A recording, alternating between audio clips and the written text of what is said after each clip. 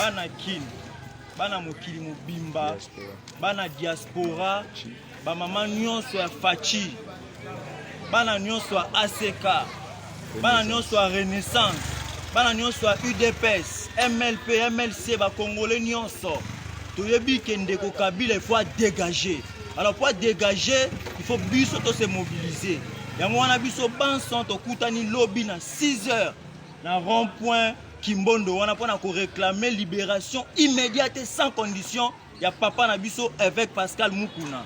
Monsieur Kabila a touché avec ayeba ki a touché na ba congolais nyonso pe na ba nyonso bazo croire na combat ya papa na biso avec Pascal Mukuna.